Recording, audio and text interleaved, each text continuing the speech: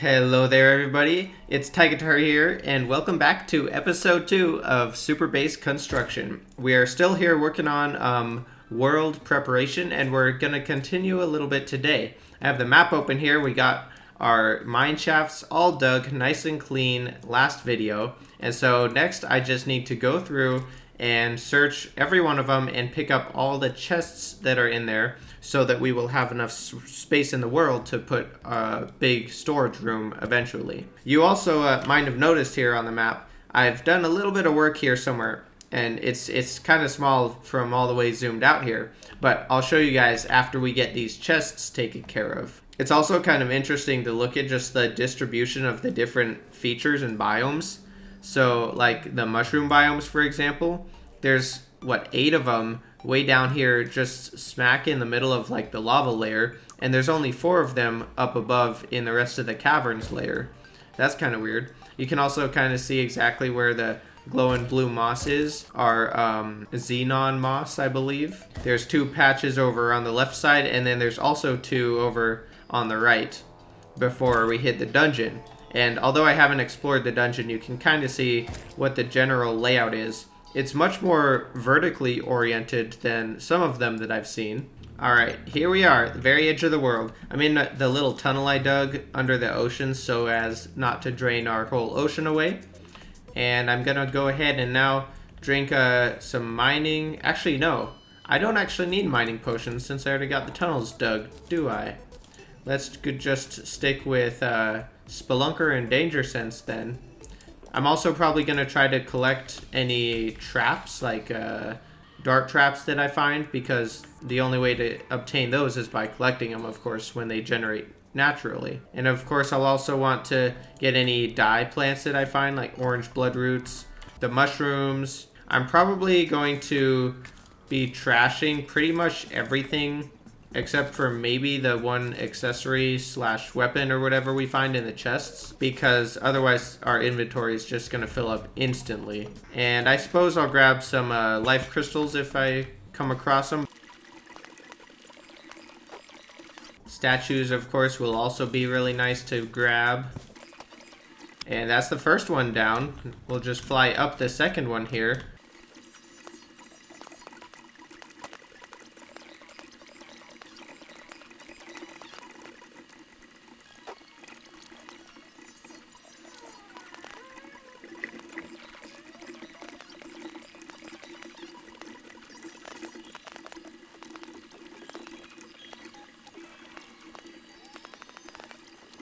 Well, it looks like my inventory is just about filling up here. I've filled up our entire vault, Defender's Forge, and Void Vault. The only thing I haven't filled is our piggy bank, but I think it's probably handier not to mess with that because I have a few items in there that I like to keep organized. But I've been tossing out junk items like rope and shurikens and healing potions, lesser healing potions, all those things. But I think with our Spelunker running out here, man, I've made kind of a mess down here too with all these lava pools, random honeys falling down, water. Man, we got like a whole geologic sequence here of different actions that happened. That's kind of funny, actually. But anyway, I think I'm going to run back and do a big inventory dump. I haven't actually made it all that far. Like, I guess we're probably 20% of the way across the world, roughly. It's taken quite a while, actually. I'm probably gonna have to finish this later. I've woefully miscalculated the amount of time this has taken once again. But I'm gonna go ahead, dump all of my inventory off, and then maybe we'll take a break from this and do some contaminating instead, because that's pretty fun. By the way, we're already up to almost 50 gold chests, not counting these ones placed down, which I also found on this world, as well as a whole bunch of miscellaneous others. And like I said, we're like 20% of the way across the world. I got my Contaminator ready, got some green solution on hand, and let's head over here. I got my universal pylon out and set it up over here because I've actually been working a little bit over here. Down below, I've been setting up some question chambers for the trivia game. So I'm going to show you guys what all is involved with that here after we get these biomes taken care of.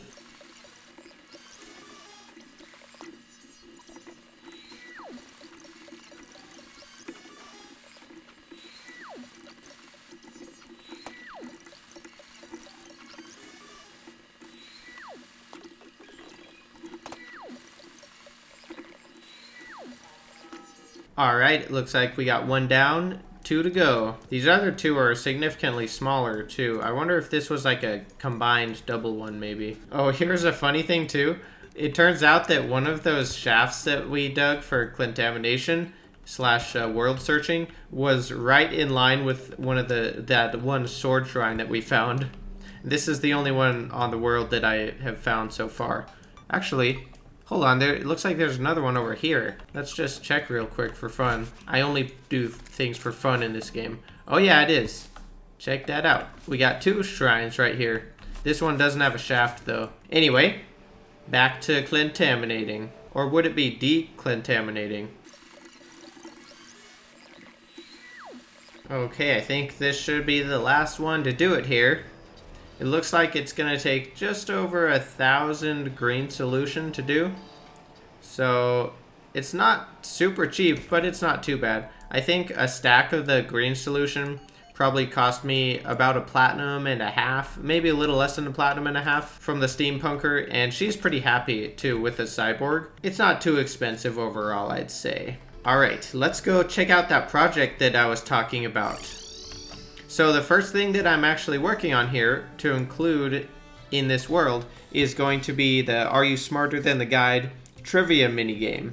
So I've started building the question boxes or chambers where you'll be answering the questions in. We have the classic category here, which will have only 3 answers to choose from. So it should be pretty easy.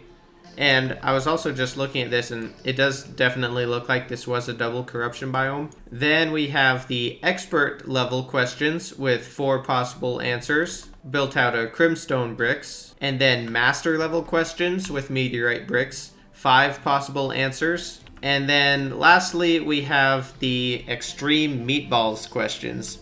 There are 6 different answer choices that are going to be available for these ones. And they're going to be pretty much just insane questions. So the idea is we will have a starter platform somewhere up on the surface here, and the person will get teleported down to one of these 3 questions, or in the other cases, 4 questions. And I'll be able to do that randomly with a teleporter randomizer that I will show you in just a minute here. Once you're down here, they'll get teleported right onto the teleporter here. There is a teleporter here, it's just painted with shadow paint. And then you'll be able to flip these switches to try to answer the question. And I put echo blocks here. Let me get some goggles out. I left the goggles at the other base, it looks like. Anyway, I used echo blocks here so that the player can't move around in the box and mess with the sign or other things in here.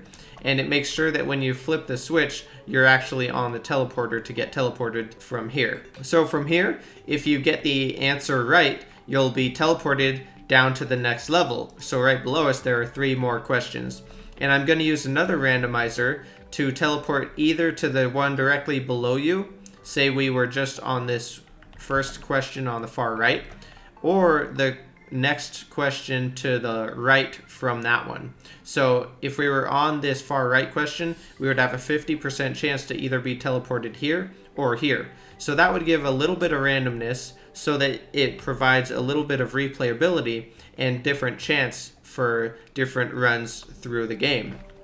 And so I think that's going to be really important for making this something cool and not just a straightforward set of so many questions that you have to answer. So for the master level questions, I have 15 total questions, which means if we do 3 questions per level, there's only going to be 5 total questions that you have to answer correctly to make it through all of them and make it to the end.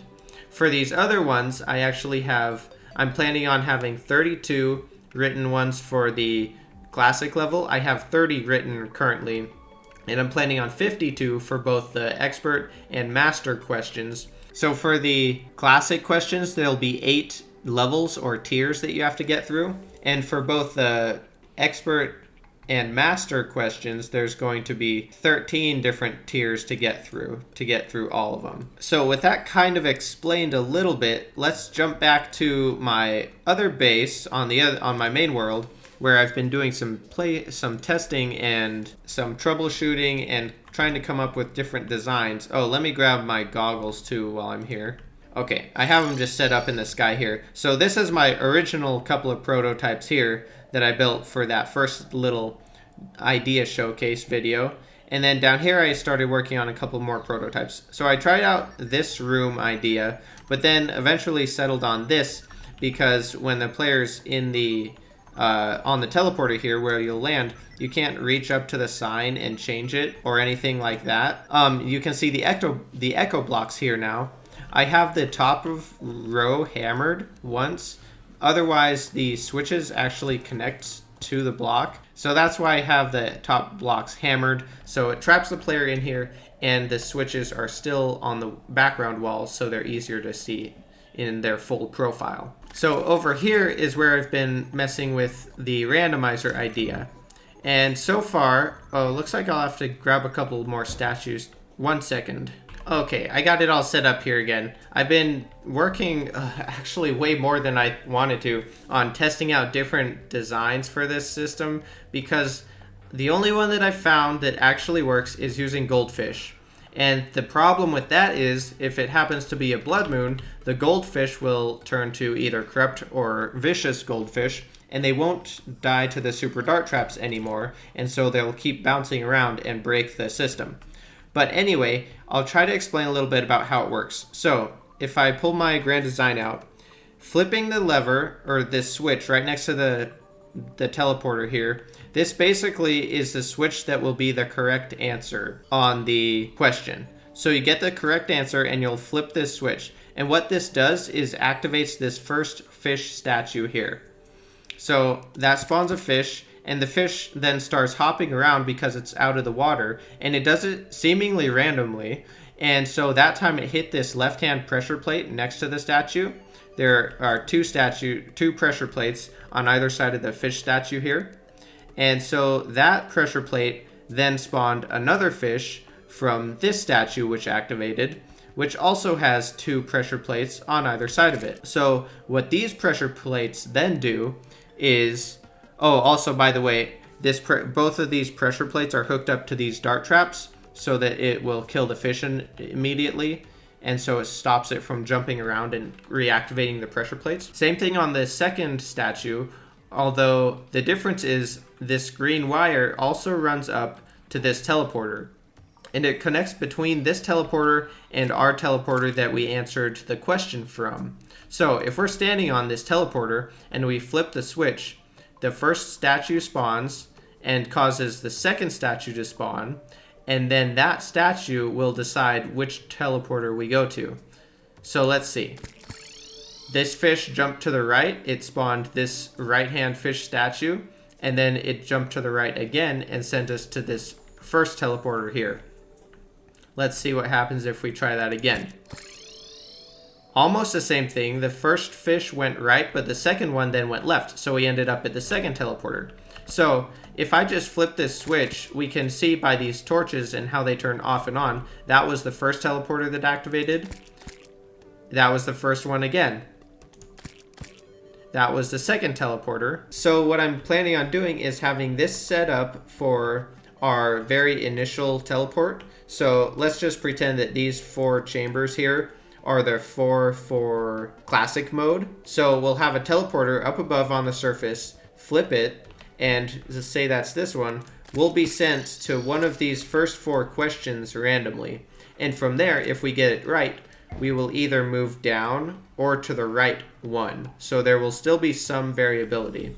I can't do another 4-way randomizer because we can't have 4 incoming and 4 outgoing lines of wire on one teleporter with 1 left over for the wrong answer. Let me just change this up really quick. I removed that first fish statue, so now we just have this third one.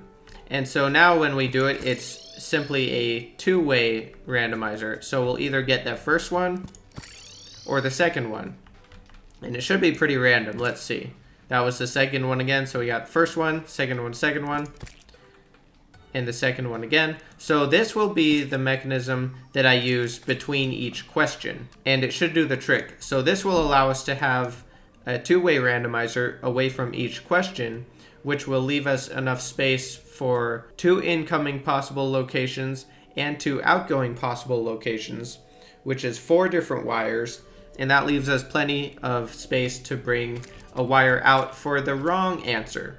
So, what happens if you get it wrong? I'm simply going to hook up all but the right switch to the wrong answer teleporter, or wrong answer wire, rather. So the correct answer will send us to one of the 2 next questions, either below us or to the right of us, randomly, and any of the wrong answers are all wired together here and will send us somewhere else, in this case into a pool of lava. And so that should be pretty easy, and of course I can hook up our nice little announcement boxes to all the wires, both the correct answers and the wrong answers, and have different announcements for the answer that you input. So hopefully I explained that okay. It's probably pretty long-winded, but mainly what I wanted to show was this randomizer that I came up with. I think this is really cool, and it's going to be the main thing that makes this game special, I think. Being able to have a little bit of replayability instead of just one linear path that you're always set onto. I think that's going to do it for this episode of the Super Bass Update. The song of the episode is Neon Medusa by Midnight. So I'm going to keep working on that other world between episodes. I'll try to get all the chests looted and compile all the loot so we can check out what that looks like and get some data from that. That'll be fun. And I'll also keep working on building the rest of these question boxes because I have a whole lot more to build. I'm about 1/6 of the way done after building the first 25, and it took me a few hours.